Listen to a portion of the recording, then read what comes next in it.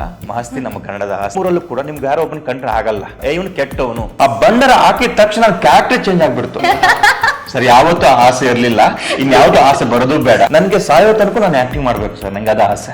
4 ಜನ ಹುಡುಗರನ್ನ ನೋಡಿದ ತಕ್ಷಣ ಮರಳಾಗುವಂತ ಕ್ಯಾರೆಕ್ಟರ್ ಅಂದಲ್ಲ, ಬಾಡಿ ಫಿಸಿಕಲ್ ಅಂದಲ್ಲ, ಬಡವ ನೀ ಮಡಗಂತಿರು ಅಂತ ಹೇಳ್ಬಿಟ್ಟು. ನಾನು ಇವತ್ತೊಂದು ಮೂವಿ ನೋಡ್ತಿದ್ದೀನಿ ಅಂದ್ರೆ ನಂಗೆ ಟೈಮ್ ಪಾಸ್ ಅಲ್ಲ, ಅದು ನಂಗೆ ಟ್ಯುಟೋರಿಯಲ್ ಅದು. ಅಂಡ್ ಮೇ ಬಿ ನೀವು ಫಾಲೋ ಮಾಡ್ತಾ ಇರೋ ಎಲ್ಲರೂ ನ್ಯಾಷನಲ್ ಅವಾರ್ಡ್ ವಿನ್ನರ್ಗಳೇ ಆಗಿರೋದ್ರಿಂದ ಒಂದು ನಾವು ಕೂಡ ಎಕ್ಸ್ಪೆಕ್ಟ್ ಸರ್, ನಿಮ್ದೆಲ್ಲ ಬ್ಲೆಸ್ಸಿಂಗ್ಸ್. ನೀವು ನಿಜವಾಗ್ಲೂ ಒಂದು ಒಳ್ಳೆ ಗುಣ ಏನಂತಂದ್ರೆ, ನೀವು ಯಾರು ಸೋತಿದ್ರೆ ಅವ್ರು ಇಮಿಡಿಯೇಟ್ ಕಂಡಿಡ್ತಾರೆ ನೀವು ಸೋತವನ್ ಅಂತ ಹೇಳ್ಬಿಟ್ಟು. ರಕ್ಷಿತ್ ಅವರು. ಹಾಯ್ ಎಲ್ರಿಗೂ ನಮಸ್ಕಾರ. ನೀವು ನೋಡ್ತಾ ಇದ್ದೀರಾ ನಮ್ಮ KFI. ನಾನು ಆಂಕರ್ ರಂಗನಾಥ್ ಗೌಡ. ಇಂಡಸ್ಟ್ರಿಯಲ್ಲಿ ಹೊಸ ಪ್ರಯತ್ನಗಳಾಗ್ತಾ ಇರುತ್ತೆ, ಹೊಸಬ್ರು ಬರ್ತಾ ಇರ್ತಾರೆ ಅಂಡ್ ಹೊಸನ್ನ ತರ್ತಾ ಇರ್ತಾರೆ. ಅಂಡ್ ಹೊಸಬರ ಒಂದು ಹುರುಪನ್ನು ಕೂಡ ಇಂಡಸ್ಟ್ರಿಗೆ ಬರಬೇಕು ಅಂತ ಹೇಳಿ ಬಹಳಷ್ಟು ಜನ ದೊಡ್ಡವರು ಹೇಳ್ತಾನೆ ಇರ್ತಾರೆ. ಅಂತ ಒಂದು ಹೊಸಬರ ಒಂದು ಪ್ರಯತ್ನದಲ್ಲಿ ಇವಾಗ ಮಾರ್ಚ್ 15ಕ್ಕೆ ರಿಲೀಸ್ ಆಗೋಕ್ಕೆ ರೆಡಿ ಆಗಿರುವಂತಹ ಸೋಮು ಸೌಂಡ್ ಇಂಜಿನಿಯರ್ ಟೀಮ್ ನನ್ನ ಜೊತೆಗಿದ್ದಾರೆ. ಸೊ ಅವರ ನಮ್ಮ ಕಾರ್ಯಕ್ರಮಕ್ಕೆ ಸ್ವಾಗತ ಕೋರೋಣ. ಮೊದಲನೇದಾಗಿ ಚಂದನವನದಲ್ಲಿ ಹಿರಿತೆರೆ ಹಾಗೂ ಕಿರಿತೆರೆಗೆ ಪರಿಚಯ ಆಗಿರುವಂತವರು ಸೊ ಚಂದನಾ ಕೆ ಗೌಡ ಅವರು ನಮ್ಮ ಜೊತೆಗಿದ್ದಾರೆ. ನಮಸ್ಕಾರ. ನಮಸ್ತೆ. ಎಸ್, ಹೇಗಿದ್ದೀರಾ? ನಾನು ಚೆನ್ನಾಗಿದ್ದೀನಿ, ನೀವು ಹೇಗಿದ್ದೀರಾ? ಆರಾಮಿದ್ದೀನಿ. ಅಂಡ್ ನಮ್ಮ ಇಂಡಸ್ಟ್ರಿನಲ್ಲಿ one of the villain shades ಗಳಲ್ಲಿ ಆಕ್ಚುಲಿ ಇವರು ತುಂಬಾನೇ ಒಂದು ಹೆಸರನ್ನ ಮಾಡ್ತಾ ಇದ್ದಾರೆ ಅಂತಾನೆ ಹೇಳ್ಬೋದು. ಅಂಡ್ ಆ ಒಂದು ವಿಲನಿಶ್ ಲುಕ್ ಅಲ್ಲೇನೆ ನಮ್ಮ ಜೊತೆಗೆ ಇವಾಗ ಕುತ್ಕೊಂಡಿದ್ದಾರೆ. ಸೊ ವೆಲ್, ಅವ್ರನ್ನು ಕೂಡ ನಮ್ಮ ಕಾರ್ಯಕ್ರಮಕ್ಕೆ ಸ್ವಾಗತ ಕೋರೋಣ. The very talented Yash Shetty ಅವ್ರು ನಮ್ಮ ಜೊತೆಗಿದ್ದಾರೆ. ನಮಸ್ಕಾರ. Thank you sir. Thank you. ಹೇಗಿದ್ದೀರಾ? ಚೆನ್ನಾಗಿದ್ದೀನಿ, ನೀವು ಹೇಗಿದ್ದೀರಾ? ಎಸ್, ಆರಾಮಿದ್ದೀನಿ. ತಿಂಗಳಲ್ಲಿ 3-4 ವರ್ಷ ಸಿಗ್ತಿದ್ದೀವಿ. ಎಸ್, ಎದ್ದ ತಕ್ಷಣ ನೀವೇನಾ? ಸೋಮು ಸೌಂಡ್ ಇಂಜಿನಿಯರ್ ಮೂವಿಗೆ ಎಲ್ಲ ಸಿದ್ಧತೆಗಳನ್ನು ಕೂಡ ನಡೀತಾ ಇದೆ. ರಿಲೀಸ್ಗೆ ಮುಂಚೆನೆ ನಾವು ಮೀಟ್ ಆಗಿದ್ವಿ ಸರ್. ವೆಲ್, ಎಲ್ಲ ಮೂವಿನಲ್ಲೂ ಕೂಡ ಒಂದು ಏನಾದರೂ ಒಂದು ವಿಭಿನ್ನತೆ ಇರುತ್ತೆ ಅಂಡ್ ಪಾತ್ರಗಳು ಬೇರೆ ಬೇರೆ ತರ ಇರುತ್ತೆ. ಸೊ ಈ ಒಂದು ಮೂವಿನಲ್ಲಿ ನಿಮ್ಮ ಪಾತ್ರದ ಬಗ್ಗೆ ಹೇಳಬೇಕು ಅಂದ್ರೆ, ನಾನು ಈ ಸೋಮು ಸೌಂಡ್ ಇಂಜಿನ್ ನಲ್ಲಿ ದುರ್ಗಪ್ಪ ಅನ್ನುವಂತ ಒಂದು ಕ್ಯಾರೆಕ್ಟರ್ ಮಾಡ್ತಾ ಇದ್ದೀನಿ. ತುಂಬಾ ವಿಭಿನ್ನವಾದದ್ದು. ಫಸ್ಟ್ ಆಫ್ ಆಲ್ ವಿಭಿನ್ನ ಯಾಕಂದ್ರೆ ಲ್ಯಾಂಗ್ವೇಜ್ ಬೇರೆ, ಆಮೇಲೆ ಮ್ಯಾನರಿಸಮ್ ಬೇರೆ, ಲುಕ್ ಬೇರೆ, ಅಟಿಟ್ಯೂಡ್ ಬೇರೆ. ಯಾಕಂದ್ರೆ ನಮ್ಮ ಡೈರೆಕ್ಟರ್ ಬಂದ್ಬಿಟ್ಟು ಅಭಿ ಅವರು ಸುಮಾರು 10-12 ವರ್ಷಗಳ ಕಾಲ ಸೂರ್ಯ ಅವ್ರ ಜೊತೆಗೆ ಕೆಲಸ ಮಾಡಿಕೊಂಡು, ಅವ್ರೇನು ಒಂದು ಮೂವಿ ಮಾಡಿಬಿಟ್ಟು ಇಮಿಡಿಯೇಟ್ ಮೂವಿ ಮಾಡ್ತಿಲ್ಲ. 10-12 ವರ್ಷಗಳ ಕಾಲ ಸೂರ್ಯ ಸಹ ಜೊತೆ ಇದ್ದು ಕೆಲಸ ಕಲಿತು ತುಂಬಾ ಪ್ರಿಪರೇಷನ್ ಮಾಡ್ಕೊಂಡು ಮಾಡಿದಂಥ ಮೂವಿ ಇದು. ಸೊ ನನ್ನ ಕ್ಯಾರೆಕ್ಟರ್ ಬಗ್ಗೆನೂ ಅಷ್ಟೇ, ಅದರ ಸ್ಕ್ರೀನ್ ಪ್ರೆಸೆನ್ಸ್ ಎಷ್ಟಿದೆ ಅನ್ನೋದು ಮುಖ್ಯ ಅಲ್ಲ, ಬರುವಂಥ ಪ್ರತಿಯೊಂದು ಸೀನಲ್ಲೂ ಕೂಡ ಇದರ ಎಫೆಕ್ಟ್ ಏನಿದೆ ಅನ್ನೋದು ವೆರಿ ಇಂಪಾರ್ಟೆಂಟ್ ಆಗಿತ್ತು. ನನಗೆ ಸ್ವಲ್ಪ ಭಯ ಇತ್ತು, ಯಾಕಂದ್ರೆ ಆ ಲ್ಯಾಂಗ್ವೇಜ್ ಅನ್ನ ಅಡಾಪ್ಟ್ ಮಾಡ್ಕೊಡೋದು ಅಷ್ಟು ಈಸಿ ಅಲ್ಲ. ನಾನು ಅದಕ್ಕಿಂತ ಮುಂಚೆ ಒಂದು 2-3 ಮೂವಿ ಮಾಡಿದ್ದೆ. ನಾನು ಮೊದಲೇ ಸ್ಕ್ರಿಪ್ಟ್ ತಗೊಂಡು ಅದಕ್ಕೆ ನಾನು ರೆಡಿ ಆಗಿದ್ದೆ. ಬಟ್ ನಾನು ಸ್ಕ್ರಿಪ್ಟ್ ಕೇಳಿದಾಗ ಇಲ್ಲ, ನಿಮ್ಗೆ ಸ್ಕ್ರಿಪ್ಟ್ ಕೊಡಲ್ಲ, ನೀವು ಬಾಯ್ಪಾಟ್ ಮಾಡ್ಕೋತೀರಾ, ನಂಗೆ ಅದು ಬೇಡ, ನೀವು ಆನ್ ಸ್ಪಾಟ್ ಅಲ್ಲಿ ನಾನು ಮಾಡಿಸ್ತೀನಿ, ನಾನು ಮಾಡಿದಾಗ ನೀವು ಮಾಡಿ ಅಂತ ಹೇಳ್ಬಿಟ್ಟು ನನ್ನ ಮೇಲೆ ನನಗೆ ಕಾನ್ಫಿಡೆನ್ಸ್ ಬರುವಂಗೆ ಮಾಡಿದ್ರು. ಸೊ ನಿಜವಾಗ್ಲೂ ಇವತ್ತು ಮೂವಿ ನೋಡಿದಾಗ ಆ ಕ್ಯಾರೆಕ್ಟರ್ ನಿಮ್ ತಲೆಯಲ್ಲಿ ಉಳ್ಕೊಳ್ಳುತ್ತೆ. ಸೊ ಡೇಂಜರಸ್ ದುರ್ಗಪ್ಪ ಆಗ್ಬಿಡ್ತಾನೆ. ಎಸ್, ಅಂಡ್ ಉತ್ತರ ಕರ್ನಾಟಕ ಮಣ್ಣಿನ ಒಂದು ಸೊಗಡವನ್ನ ಹೊಂದಿರುವಂತಹ ಈ ಒಂದು ಮೂವಿ ಅಂತಾನೆ ಹೇಳ್ಬೋದು. ಸೊ ನಿಮಗೆ ನಿಮ್ಮ ಒಂದು ಪಾತ್ರ ಇದರಲ್ಲಿ ಎಷ್ಟು ವಿಭಿನ್ನವಾಗಿದೆ, ಎಷ್ಟು ವಿಶೇಷವಾಗಿದೆ ನಿಮಗೆ? ಮೇನ್ಲಿ ನನ್ನ ಪಾತ್ರದ ಬಗ್ಗೆ ಗೊತ್ತಾಗಬೇಕು ಅಂತಂದ್ರೆ ನೀವು ಸಿನಿಮಾ ನೋಡಲೇಬೇಕು. ಸೊ ಇಲ್ಲೇನು ನಾನು ಜಾಸ್ತಿ ಹೇಳಕ್ ಹೋಗಲ್ಲ. ಆದ್ರೆ ನಾನು ಇಲ್ಲಿವರೆಗೂ ಏನು ಕೆಲಸ ಮಾಡಿದ್ದೀನಿ ಅದಕ್ಕಿಂತ ಈ ಪಾತ್ರ ತುಂಬಾ ವಿಭಿನ್ನವಾಗಿದೆ.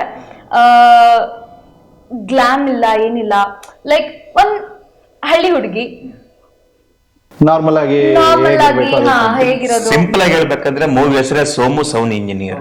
ಸೋಮು ಅನ್ನೋದು ಒಂದು ಕಥಾನಾಯಕ. ಅವನ ಸೋಮನಿಗೆ ಸಿಗುವಂತ ಪ್ರತಿಯೊಂದು ಕ್ಯಾರೆಕ್ಟರ್ ಕೂಡ ಅವನ ಲೈಫ್ ಅಲ್ಲಿ ಹಾದು ಹೋಗುತ್ತೆ. ಅಲ್ಲೇನೋ ಸಂಘರ್ಷ ನಡೆಯುತ್ತೆ, ಅಲ್ಲೇನೋ ಒಂದು ಕಿರಿಕಾಗಿರ್ಬೋದು, ಸಂತೋಷದ ಘಟನೆ ಆಗಿರ್ಬೋದು ನಡೆಯುತ್ತೆ. ಸೊ ಇವು ಕ್ರಾಸ್ ಆಗುತ್ತೆ. ಅದರಲ್ಲಿ ಇವ್ರದೊಂದು ಪಾತ್ರ, ನಂದೊಂದು ದುರ್ಗಪ್ಪ ಅನ್ನೋ ಪಾತ್ರ, ಇವುಗಳೆಲ್ಲ ಸಂಧಿಸ್ತವೆ, ಅಲ್ಲೇನೋ ಗರ್ಸುತ್ತೆ. ಓಕೆ. ಅಂಡ್ ಮೂವಿಗೆ ಡೈಲಾಗ್ಸ್ ನ ಬರ್ದಿರೋರು ದ ವೆರಿ ಗ್ರೇಟ್ ಮಾಸ್ತಿ ಅವರು. ಸೊ ನಿಮಗೆ ಎಷ್ಟು ವೈಟೇಜ್ ಇರುವಂತಹ ಡೈಲಾಗ್ಸ್ ಗಳು ಸಿಗ್ಬೋದು ಅನ್ನೋದಕ್ಕೆ ನಾವು ಮೂವಿ ರಿಲೀಸ್ ಆಗೋದನ್ನ ವೆಯ್ಟ್ ಮಾಡ್ತಾ ಇದೀವಿ. ಸೊ ನಿಮ್ಮ ಡೈಲಾಗ್ಸ್ ಗಳ ಬಗ್ಗೆ ಹೇಳ್ಬೇಕು ಅಂದ್ರೆ ಸರ್. ಮಾಸ್ತಿ ಸರ್ ಬಗ್ಗೆ ಮಾತಾಡೋಷ್ಟು ದೊಡ್ಡವರು ನಾನಲ್ಲ, ಮಾಸ್ತಿ ನಮ್ಮ ಕನ್ನಡದ ಆಸ್ತಿ ಅವರು. ಇನ್ನೊಂದೇನು ಅಂತಂದ್ರೆ, ಅದಕ್ಕಿಂತಲೂ ಒಬ್ಬ ರೈಟರ್ ಅನ್ನೋಕ್ಕಿಂತಲೂ ಒಂದು ಅಣ್ಣನ ಸ್ಥಾನದಲ್ಲಿ ಎಲ್ರಿಗೂ ಹೊಸಬರು ಯಾರ್ಯಾರು ಬರ್ತಾರೆ ಅವ್ರಿಗೊಂದು ಅಣ್ಣನ ಸ್ಥಾನ ನಿಲ್ಲುವಂತ ವ್ಯಕ್ತಿ, ಒಂದು ನಿರ್ಮಲವಾದ ಮನಸ್ಸು. ನೀವು ಸಿಗ್ಗಿ ಅವ್ರದ್ದು ಮಾತಾಡ್ಬೇಕಾದ್ರೆ ಇವ್ರು ಯಾರೋ ದೊಡ್ಡ ರೈಟರ್ ಅಂತ ಅನ್ಸಲ್ಲ, ಅವರು ನಿಮ್ಮವರಾಗ್ಬಿಡ್ತಾರೆ. ಅದೊಂದು ಖುಷಿ. ನನಗೆ ಫಸ್ಟ್ ನೆನಪಿದೆ, ಮಂಜುನಾಥ್ ಅಂತ ಒಬ್ರು ನನ್ನ ಕರ್ಕೊಂಡು ಹೋಗ್ಬಿಟ್ಟು ಅವ್ರನ್ನ ಮೀಟ್ ಮಾಡಿಸಿದ್ರು.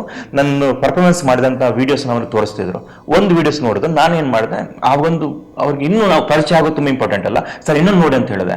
ಬೇಡಪ್ಪ, ಅನ್ನ ಬೆಂದಿದೆಯೋ ಇಲ್ವಾ ಅಂತ ಹೇಳ್ಬಿಟ್ಟು ಎಲ್ಲ ಅನ್ನನ ಏನು ಇದು ಅಮುಕ್ಬೇಕಾಗಿಲ್ಲ, ಒಂದನ್ನು ನೋಡೋಕೆ ಗೊತ್ತಾಗ್ಬಿಡುತ್ತೆ ಅಂತ ಹೇಳ್ಬಿಟ್ರು. ಅಂದ್ರೆ ಆ ಒಂದು ಇದಿದೆಯಲ್ಲ, ಅದ ನಂತರ ನಂಗೆ ಸಲಾಗ ಆಗಿರ್ಬೋದು, ಜಮಾಲಿ ಗುಡ್ಡ ಆಗಿರ್ಬೋದು, ಸಾಕಷ್ಟು ಮೂವಿಗಳಲ್ಲಿ ನಂಗೆ ಕೆಲಸ ಕೊಡಿಸಿದ್ದು ಮಾಸ್ತಿ ಅವರು. ಸೊ ಹಾಗಾಗಿ ಮಾಸ್ತಿ ಅವ್ರನ್ನ ನಾನು ಡೈಲಾಗ್ ಅಂತ ಮಾತ್ರ ಅಂತ ಹೇಳಲ್ಲ, ಅವರೊಂಥರ ವಿಶೇಷ ನಮ್ಮ ಲೈಫಲ್ಲಿ. ನನ್ನೊಬ್ಬನಿಗಂತಲ್ಲ, ತುಂಬಾ ಜನ ಆರ್ಟಿಸ್ಟ್ ಕೇಳಿ ನೀವು, ಅವರು ಅವ್ರ ಶಕ್ತಿ ಮೀರಿ ಅವರು ಪ್ರಯತ್ನ ಪಡ್ತಾರೆ ಯಾರಿಗಾದ್ರೂ ಒಳ್ಳೇದಾಗೋಕೆ. ಸೊ ಈ ಒಂದು ವೇದಿಕೆಯಲ್ಲಿ ನಾನು ತುಂಬಾ ಥ್ಯಾಂಕ್ಸ್ ಹೇಳ್ತೀನಿ ಅವ್ರಿಗೆ. ಮತ್ತೆ ಅವ್ರ ಡೈಲಾಗ್ ಬಗ್ಗೆ ನಾವು ಮಾತಾಡಕ್ ಆಗಲ್ಲ ಸರ್, ಮೂವಿಯಲ್ಲೇ ನಿಮ್ಗೆ ಮೊನ್ನೆ ಟೀಸರ್ ಅಲ್ಲೇ ತುಂಬಾ ಗೊತ್ತಾಗ್ಬಿಟ್ಟಿದೆ. ಅಂತ ಪಂಚಿಂಗ್ ಡೈಲಾಗ್ಸ್ ಆಗಿರ್ಬೋದು, ಅಥವಾ ನಮ್ಮೊಳಗೆ ಮತ್ತೆ ನಮ್ಮ ಕಣ್ ತೆರೆಸುವಂತ ಮಾತುಗಳು ತುಂಬಾ ಇದೆ ಈ ಮೂವಿಯಲ್ಲಿ. ಓಕೆ, ಅಂಡ್ ನೀವು ಶ್ರೇಷ್ಠ ಅವ್ರ ಜೊತೆಗೆ ಆಲ್ರೆಡಿ ವರ್ಕ್ ಮಾಡಿದ್ದೀರಾ, ಅಂದ್ರೆ ಲೈಕ್ ಸಲಗಾದಲ್ಲಿ ಅವರು ಕೂಡ ಇದ್ದಾರೆ, ನೀವು ಕೂಡ ಒಂದು ಪಾರ್ಟ್ ಆಗಿ ಮಾಡಿದ್ದೀರಾ. ಸೊ ಶ್ರೇಷ್ಠ ಮತ್ತೆ ನಿಮ್ಮ ಒಂದು ಆಪೋಸಿಷನ್ ನಲ್ಲಿ ಏನೇನ್ ಇನ್ಸಿಡೆಂಟ್ಸ್ಗಳು, ಅಂದ್ರೆ ಯಾವ್ದು ರೀತಿಯಾದಂತ ಕ್ಲಾಶಸ್ಗಳಾಗ್ಬೋದು ಸರ್? ಫಸ್ಟ್ ಆಫ್ ಆಲ್ ಬಂದ್ಬಿಟ್ಟು ಈ ಮೂವಿ ಬಂದ್ಬಿಟ್ಟು ತುಂಬಾ ರಿಯಲಿಸ್ಟಿಕ್ ಆಗಿ ಅದನ್ನ ತೆಗೆದಿದ್ದಾರೆ ನಮ್ಮ ಡೈರೆಕ್ಟ್ರು. ಯಾಕಂದ್ರೆ ಆ ಊರೇ ಒಂದು ಕ್ಯಾರೆಕ್ಟರ್, ನಮಗೆ ಅಲ್ಲಿರೋ ಪ್ರತಿ ಒಂದು ಮನೆಗಳೊಂದು ಕ್ಯಾರೆಕ್ಟರ್, ಪ್ರತಿಯೊಂದು ಬೀದಿ ಆಗಿರ್ಬೋದು, ಲೈಟ್ ಕಂಬ ಆಗಿರ್ಬೋದು, ಅಲ್ಲಿ ಜನಗಳ ಒಂದು ಕ್ಯಾರೆಕ್ಟರ್ ನಮಗೆ, ಸರಿನಾ? ಸೊ ಹಾಗಾಗಿ ಒಂದು ಊರಾಗಿರೋದ್ರಿಂದ ಇಲ್ಲಿ ಪ್ರತಿಯೊಂದು ಕ್ಯಾರೆಕ್ಟರ್ ಅದರದೇ ಆದಂತ ಒಂದು ಶಕ್ತಿ ಇದೆ, ಸರಿನಾ? ಈಗ ನನ್ನ ಕ್ಯಾರೆಕ್ಟರ್ ಮತ್ತೆ ಕೆಂಡ ಕ್ಯಾರೆಕ್ಟರ್ ಅಂತ ಹೇಳಿದ್ರೆ, ಮೂವಿ ಸ್ಟಾರ್ಟಿಂಗ್ ಇಂದ ಎಂಡ್ವರೆಗೆ ನಾವು ಇಡ್ತೀವಿ, ಅಲ್ಲಲ್ಲಿ ನಡೀತಾ ಇರುತ್ತೆ ಒಂದು ಊರಲ್ಲಿ. ಈಗ ನಿಮ್ಮ ಊರಲ್ಲೂ ಕೂಡ ನಿಮ್ಗೆ ಯಾರೋ ಒಬ್ಬನ ಕಂಡ್ರೆ ಆಗಲ್ಲ, ಯಾಕಂದ್ರೆ ಅವ್ನೇನು ಮಾಡಿರಲ್ಲ, ಆತರ ಬಿಹೇವಿಯರ್ ನಿಮ್ಗೆ ಇಷ್ಟ ಆಗಿರಲ್ಲ, ಅವ್ನು ಬೇರೆಯವ್ರ ಜೊತೆ ವರ್ತಿಸೋದು ನೋಡಿದ್ರೆ ನಿಮ್ಗೆ ಇಷ್ಟ ಆಗಿರಲ್ಲ ಅಲ್ವಾ? ಆದ್ರೆ ನಿಮ್ಮ ಮನಸ್ಸಲ್ಲಿ ಅವನ ಕ್ಯಾರೆಕ್ಟರ್ ಬಗ್ಗೆ ನೀವು ಒಂದು ಯೋಚನೆ ಮಾಡಿರ್ತೀರ, ಇವನು ಕೆಟ್ಟವನು, ಇವನು ಸರಿ ಇಲ್ಲ. ಹಂಗೆ ಆ ಸೋಮು ಕ್ಯಾರೆಕ್ಟರ್ ನನ್ನ ಬಗ್ಗೆ, ಈ ದುರ್ಗಬ್ಬ ಕ್ಯಾರೆಕ್ಟರ್ ಸೋಮು ಬಗ್ಗೆ, ಹಂಗೆ ಇವ್ರ ಕ್ಯಾರೆಕ್ಟರ್ ನನ್ನ ಬಗ್ಗೆ ಆಗಿರ್ಬೋದು, ಇನ್ನೊಬ್ಬರ ಬಗ್ಗೆ ಆಗಿರ್ಬೋದು, ಅವರವರ ಕಲ್ಪನೆ ಕ್ರಿಯೇಟ್ ಆಗ್ಬಿಡುತ್ತೆ. ಇಂಥ ವಿಷಯಗಳನ್ನ ತುಂಬಾ ಅದ್ಭುತವಾಗಿ ಕಟ್ಕೊಟ್ಟಿದ್ದಾರೆ ಡೈರೆಕ್ಟರ್. ಓಕೆ, ಅಂಡ್ ನೀವು ಕಿರುತೆರೆಯಲ್ಲೂ ಕೂಡ ನಟಿಸ್ತಾ ಇದ್ದೀರಾ, ಅಂಡ್ ಜೊತೆಗೆ ಮೂವೀಸ್ಗಳನ್ನು ಕೂಡ ಮಾಡ್ತಾ ಇದ್ದೀರಾ. ವೆಲ್, ಎಷ್ಟು ಡಿಫ್ರೆನ್ಸ್ ಇರುತ್ತೆ ಅಂದ್ರೆ ಲೈಕ್ ಕಿರುತೆರೆ ಮತ್ತೆ ಕಿರುತೆರೆಗೆ? ತುಂಬಾನೇ ಡಿಫ್ರೆನ್ಸ್. ಅಂಡ್ ಮೇಜರ್ ಹಂಗ್ ನೋಡಕ್ ಹೋದ್ರೆ ನನ್ಗೆ ಸಿನಿಮಾ ಮಾಡೋಕೆ ತುಂಬಾ ಇಷ್ಟ. ಬಿಕಾಸ್ ನಿಮ್ಗೆ ಅಲ್ಲಿ ತುಂಬಾ ತರದ ಎಕ್ಸ್ಪೆರಿಮೆಂಟ್ ಮಾಡಕ್ ಸಿಗುತ್ತೆ. ಈಗ ಸೀರಿಯಲ್ ಅಂದ್ರೆ ನಿಮ್ಗೆ ಗೊತ್ತು, 2 ವರ್ಷ 3 ವರ್ಷ ಅದೇ ಹೋಗ್ಬಿಡುತ್ತೆ, ಒಂದೇ ಕ್ಯಾರೆಕ್ಟರ್, ಒಂದೇ ಮ್ಯಾನರಿಸಮ್ ಎಲ್ಲ. ಬಟ್ ಮೂವೀಸ್ ಅಂತ ಅಂದ್ರೆ ಒಂದ್ರಿಂದ ಇನ್ನೊಂದು, that difference you can see ಅಂತ. ಅಂಡ್ ಜೊತೆಗೆ ಇವಾಗ ಎಲ್ಲೋ ಒಂದು ಕಡೆ ಸೀರಿಯಲ್ ಮಾಡ್ತಾ ಇದೆ, ಅದೇನೆ ಒಂದು ಒಳ್ಳೆ ಪೇಮೆಂಟ್ ಬರ್ತಾ ಇರುತ್ತೆ, ಅಲ್ಲೇ ಆರಾಮಾಗಿರ್ಬೋದು ಅಂತ ಏನಾದ್ರು? ಇಲ್ಲ, ನನ್ ಮುಂಚೆ ಮೊದಲೇದಾಗಿ ಬಂದಿದ್ದೆ ನಾನು ಸಿನಿಮಾ ಇಂಡಸ್ಟ್ರಿಗೆ. ನಾನು ಸೀರಿಯಲಿಗೆ ಬಂದಿದ್ದಲ್ಲ. ನನ್ಗೆ ಸೀರಿಯಲ್ ಬಂದ್ಬಿಟ್ಟು ಅನ್ನ ಕೊಡ್ತಾ ಇದೆ, ಅದು ಒಂದ್ ಕಡೆ ಆದ್ರೆ ಇಟ್ಸ್ ಜಸ್ಟ್ ಮೂವಿ ನಿಮಗೆ ಗೊತ್ತಿರೋ ಹಾಗೆ ಕಂಟಿನ್ಯೂ ಇರಲ್ಲ. ಯಾವಾಗೋ ಒಂದ್ ಪ್ರಾಜೆಕ್ಟ್ ನನಗೆ ನಾನು ಆ ಕ್ಯಾರೆಕ್ಟರಿಗೆ ಒಪ್ಬೇಕು ಒಂದ್ಸತಿ, ಆ ಥರದ ಕ್ಯಾರೆಕ್ಟರ್ಸ್ ಬಂದ್ರೆ. ಸೊ ಆ ಥರ ಎಕ್ಸ್ಪೆರಿಮೆಂಟ್ ಮಾಡಬೇಕು ಅಂತ ಅಂದ್ರೆ ಬೆಂಗಳೂರಲ್ಲೇ ಇಟ್ಕೊಂಡು we need something which we stand for. So ಹಾಗಾಗಿ ಸೀರಿಯಲ್ ಒಂದ್ ಕಡೆ ಆದ್ರೆ ನನ್ನ ಮೇಜರ್ ಕಾನ್ಸಂಟ್ರೇಷನ್ ಇರೋದು ಸಿನಿಮಾ ಆದ್ಮೇಲೆ. ಓಕೆ, ಅಂಡ್ ಮೇನ್ ಆಗಿ ಇದು ಉತ್ತರ ಕರ್ನಾಟಕದ ಸ್ವಲ್ಪ ಸೊಗಡನ್ನ ಹೊಂದಿರೋದು, ಅಂದ್ರೆ ಕಂಪ್ಲೀಟ್ ಮೂವಿ ಉತ್ತರ ಕರ್ನಾಟಕದಲ್ಲೇ. ಕೂಡಲ ಸಂಗಮ ಹತ್ತಿರ ಗಂಜಿಹಾಳ ಅಂತ ಒಂದು ಊರಿ ಇದೆ, ಆ ಊರಲ್ಲೇ ನಾವು ಕಂಪ್ಲೀಟ್ ಆಗಿ ಶೂಟ್ ಮಾಡಿದ್ದು. ಸೊ ಇದೇನಾದ್ರೂ ನೈಜ ಘಟನೆ ಆಧಾರಿತ ಒಂದು ಚಿತ್ರನ? ಇಲ್ಲ, ಹಂಗಂತ ಹೇಳಕ್ ಆಗಲ್ಲ. ಇದು ಡೈರೆಕ್ಟರ್ ಅದೇ ಊರವರಾಗಿರೋದ್ರಿಂದ, ಅವರು ಚಿಕ್ಕಂದಿನಿಂದ ನೋಡಿ ಬೆಳೆದಂತಹ ಪರಿಸರ ಆಗಿರೋದ್ರಿಂದ ಅವ್ರದೇ ಒಂದು ಕತೆ, ಸ್ವಂತ ಕತೆ ಅಂತ ಹೇಳ್ಬೋದು. ಆದ್ರೆ ಎಲ್ಲಾ ಪಾತ್ರಗಳಲ್ಲೂ ನೀವ್ ಅಲ್ಲಿನವ್ರನ್ನ ನೋಡ್ಬೋದು ಆ ತರ. ಈಗ ನಾವು ಅಲ್ಲಿ ಪಾತ್ರಗಳಾಗ್ಬಿಟ್ಟಿದ್ವಿ ನಾವು. ಈಗ ನನ್ನ ಕ್ಯಾರೆಕ್ಟರ್ ರೆಡಿ ಮಾಡ್ತಿದ್ರು, ಕೂದಲಿಗೆ ಎಣ್ಣೆ ಹಾಕಿ ಅದನ್ನ ಬಾಜಿ ಗೀಚಿ ಏನೇನೋ ಪ್ರಯತ್ನ ಪಟ್ರು ಒಂದು ವಿಭಿನ್ನ ಆಗಿ ಮಾಡೋಕೆ. ಯಾವನೊಬ್ಬ ಹುಡುಗಿಂಗ್ ಪಾಸ್ ಆದ, ಅವನು ಬಂಡಾರ ಹಾಕೊಂಡಿದ್ದ, ಇಲ್ಲಿ ಹಳದಿ ಬಣ್ಣದ ಬಂಡಾರ. ಅದ್ ನೋಡಿದ ತಕ್ಷಣ ಡೈರೆಕ್ಟರ್ ಒಂದು ಫ್ಲಾಶ್ ಆಗ್ಬಿಡ್ತು, ಎಷ್ಟು ಸಿಟಿಗೆ ಬಂಡಾರ ಹಾಕ್ಬಿಟ್ಟು ಆ ಬಂಡಾರ ಹಾಕಿದ ತಕ್ಷಣ ಕ್ಯಾರೆಕ್ಟರ್ ಚೇಂಜ್ ಆಗ್ಬಿಡ್ತು ಜಸ್ಟ್ ಆ ಬಂಡಾರದಿಂದ. ನನ್ಗೆ ಅನ್ಸ್ಬಿಟ್ಟು, ನಾನು ಕಣ್ಣಲ್ಲಿ ನೋಡ್ಕೊಂಡು ನಾನೇನೋ ಆಗ್ಬಿಟ್ಟಲ್ಲ ಅಂತ ಅನ್ಸ್ಬಿಡುತ್ತೆ ನಂಗೆ. ಸೊ ಆ ಒಂದು ಚಿಕ್ಕ ಬಂಡಾರ ಆ ಊರನ್ನ ನಮ್ಗೆ ಇದು ಮಾಡುತ್ತೆ, ಏನೋ ರಿಪ್ರೆಸೆಂಟ್ ಮಾಡ್ಬಿಡುತ್ತೆ. ಓಕೆ, ಅಂಡ್ ನಿಮ್ಮ ಒಂದು ಲುಕ್ಸ್ ಆಕ್ಚುಲಿ ಮ್ಯಾಕ್ಸಿಮಮ್ ಮೂವೀಸ್ಗಳಲ್ಲಿ ಒಂದು ಲಾಂಗ್ ಹೇರ್, ಒಂದು ಸ್ವಲ್ಪ ತುಂಬಾನೇ ಬಿಯರ್ಡ್ ಅನ್ನ ಒಂದು ಸ್ವಲ್ಪ ಬಿಟ್ಕೊಂಡು ಹೆದರ್ಸುವಂತ ಒಂದು ಕ್ಯಾರೆಕ್ಟರ್ಸ್ಗಳನ್ನೇ ಜಾಸ್ತಿ ಇರುತ್ತೆ. ಬಟ್ ಚಾಕ್ಲೇಟ್ ಬಾಯ್ ತರನು ನಾನು ಮಾಡ್ಬೇಕು, ಆ ಒಂದು ಕ್ಯಾರೆಕ್ಟರ್ ಕೂಡ ಬರ್ಬೇಕು ಅಂತ ಸರ್ ಯಾವತ್ತೂ ಆಸೆ ಇರ್ಲಿಲ್ಲ, ಇನ್ಯಾವುದೋ ಆಸೆ ಬರೋದು ಬೇಡ. ನನಗೆ ನೆಗೆಟಿವ್ ರೋಲೇ ತುಂಬಾ ಇಷ್ಟಪಟ್ಟು ನಾನು ಚೂಸ್ ಮಾಡ್ಕೊಂಡಿರೋದು. ನಾನು NST ಕಲಿತಿರ್ಬೇಕಾದ್ರೂ ಕೂಡ ತುಂಬಾ ಜನ ಪ್ರಕಾಶ್ ರಾಜ್ ನೆನೆಸ್ಕೋತಿದ್ರು ನಾನು ಪರ್ಫಾರ್ಮೆನ್ಸ್ ಮಾಡ್ಬೇಕಾದ್ರೆ. ನನಗೂ ಕೂಡ ಅವ್ರ ತರ ಆಗ್ಬೇಕು. ಈಗ ರಂಗಾಯಣ ರಘು ಆಗಿರ್ಬೋದು, ಸುಚೇಂದ್ರ ಪ್ರಸಾದ್ ಆಗಿರ್ಬೋದು, ಇವ್ರುಗಳು ಬೇಕು. ಇವರೇ ಹೀರೋ ಎಲ್ಲ ಕಡೆ ಇರ್ತಾರೆ, ಆದ್ರೆ ಇವ್ರುಗಳು ಕ್ಯಾರೆಕ್ಟರ್ಸ್ ಇದೆಯಲ್ಲ ತುಂಬಾ ಇಂಪಾರ್ಟೆಂಟ್ ಆಗುತ್ತೆ. ಅಚ್ಚುತನ್ನ ನನ್ಗೆ ಸಾಯೋ ತನಕ ನಾನು ಆಕ್ಟಿಂಗ್ ಮಾಡ್ಬೇಕು ಸರ್, ನಂಗೆ ಅದ ಆಸೆ. ಅಂಡ್ ಇನ್ನೊಂದು ಹೇಳ್ಬೇಕು ಅಂದ್ರೆ ಹೀರೋ ಹೀರೋಯಿನ್ ಅಂತ ಹೇಳಿದ್ರೆ ಜಸ್ಟ್ ಒಂದು ಕ್ಯಾರೆಕ್ಟರ್ ಬಂದು ಒಂದು 10-15 ಮೂವೀಸ್ಗಳು 20 ಮೂವೀಸ್ಗಳು ಲಿಮಿಟ್ ಆಗುತ್ತೆ.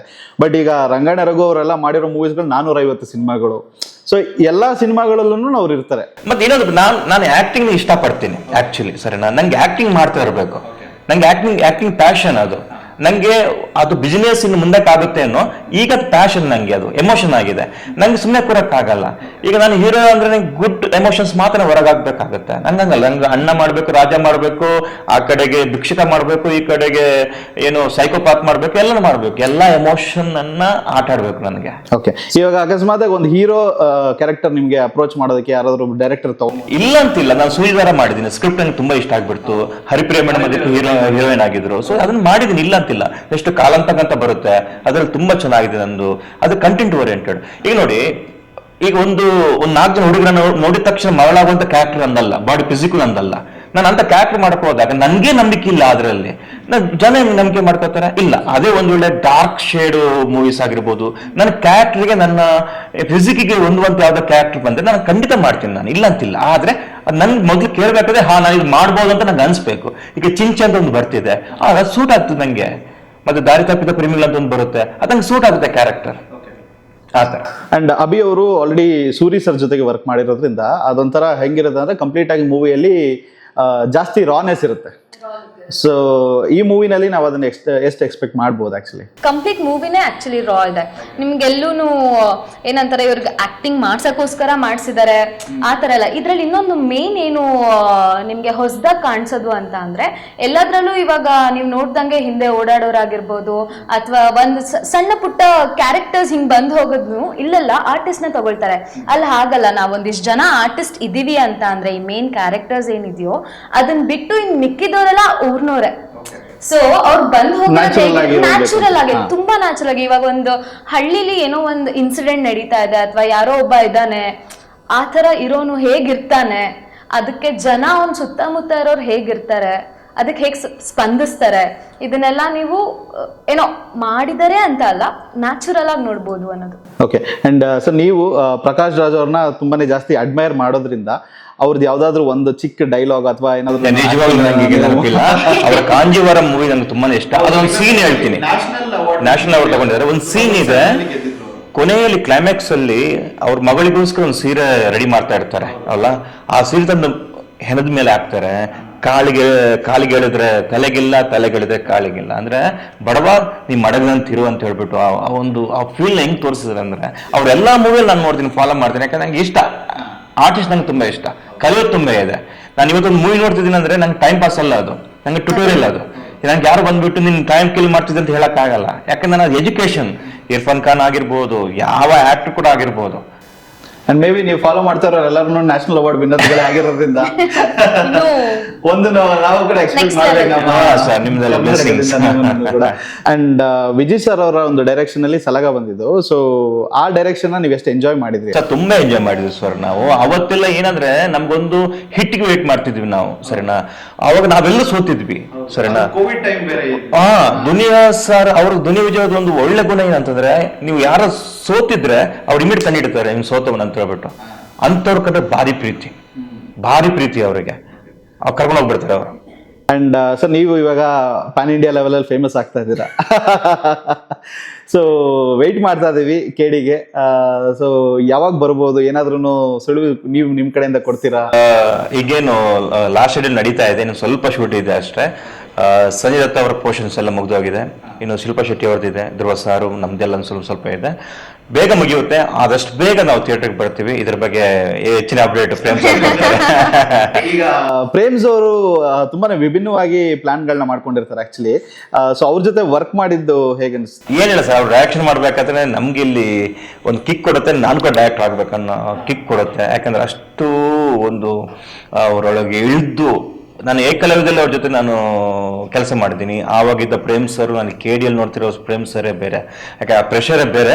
ಬಟ್ ಆ ಒಂದು ಪ್ರತಿಯೊಂದು ಕ್ಯಾರೆಕ್ಟರ್ನ ಅವರಾಗಿರ್ತಾರಲ್ವಾ, ಭಯಂಕರ ಇದೆ ಅದು. ಅಂಡ್ ಎಸ್, ನಮ್ಮ ಯೂಟ್ಯೂಬ್ ಚಾನಲ್ ನೇಮ್ ನಮ್ಮ KFI ಆಗಿರೋದ್ರಿಂದ, ನಮ್ಮ KFI ನಲ್ಲಿ ನಿಮಗೆ ತುಂಬಾನೇ ಆಲ್ ಟೈಮ್ ಫೇವ್ರೇಟ್ ಅಂತ ಹೇಳಿ ಹೀರೋಯಿನ್ ಯಾರು?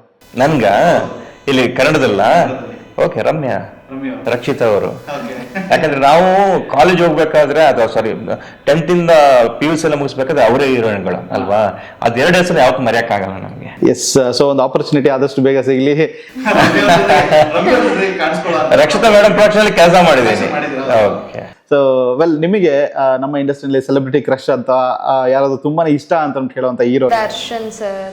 Divorce all time. ನಂಗೆ ಚೇಂಜ್ ಮಾಡಕ್ ಇಷ್ಟ ಇಲ್ಲ. ಮುಂಚೆಯಿಂದನೂ ಅವಾಗ ಈ ಕಲಾಸಿ ಪಾಲ್ಯ ಅದೆಲ್ಲ ನನಗೆ ನಮ್ಮಮ್ಮ ಬಂದ್ಬಿಟ್ಟು ಯಾವಾಗ್ಲೂ ಈ ಹಳೆ ಮೂವೀಸ್ ಎಲ್ಲ ಜಾಸ್ತಿ ಹಾಕ್ತಾ ಇರ್ತಾರೆ. ಅಂದ್ರೆ ನಾವ್ ಇವಾಗ ಬಂದಿರೋದು ಅಷ್ಟೇ ಅಲ್ಲ, ಬೇರೆ ಮೂವೀಸ್ ಹಳೇದೆಲ್ಲ ನೋಡಕ್ ತುಂಬಾ ಇದು.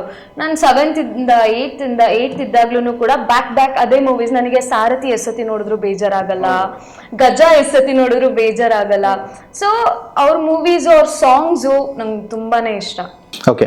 ಅಂಡ್ ಸೊ ಶೆಟ್ಟಿ ಆಗಿರೋದ್ರಿಂದ ನಿಮಗೆ ಶೆಟ್ರ್ ಗ್ಯಾಂಗ್ ನಲ್ಲಿ ರಕ್ಷಿತ್ ಶೆಟ್ಟಿನ, ರಿಷಬ್ ಶೆಟ್ಟಿನ ಅಥವಾ ರಾಜ್ ಬಿ ಶೆಟ್ಟಿ ಯಾರು ಫೇವ್ರೇಟ್ ನಿಮಗೆ? ಆಕ್ಚುಲಿ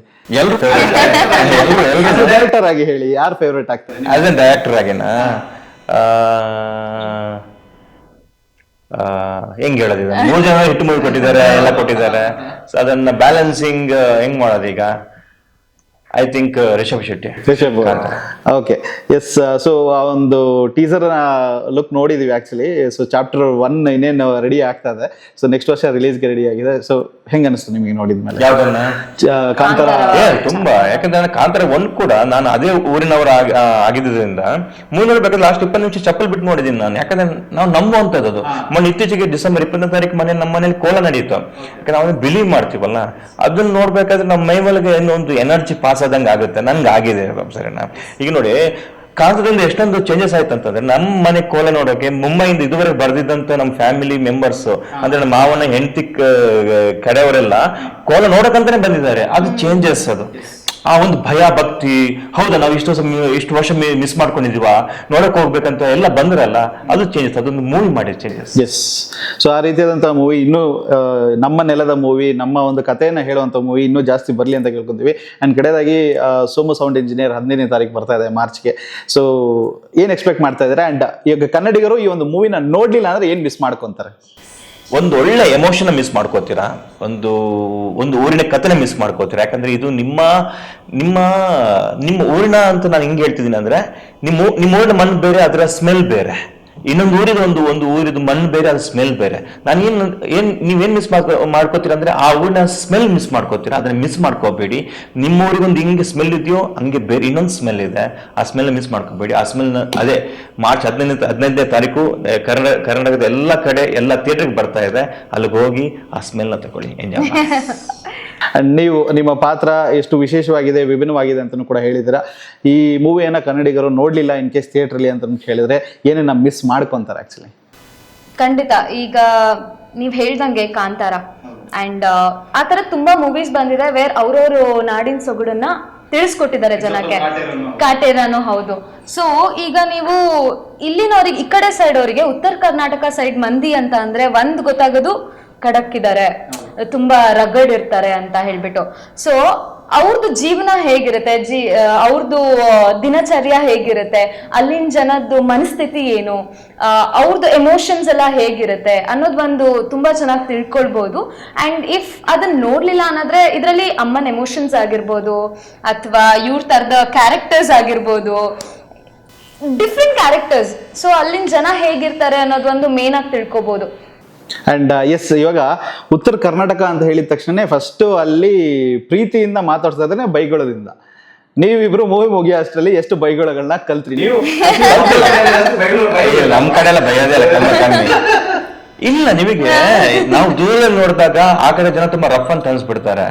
ನಿಜವಾಗ್ಲೂ ಹೌದು, ಬರೋ ಅವ್ರದ್ದೇನು ಟೋನ್ ಇದೆ ಅದಷ್ಟೇ ರಫ್, ಆದ್ರೆ ಅವ್ರದ್ದು ನಾರ್ಮಲ್ ಟೋನ್ ಅದು ಅಲ್ಲಿದ್ದು. ಅವ್ರು ಮಾತಾಡದೆ ಹಂಗೆ.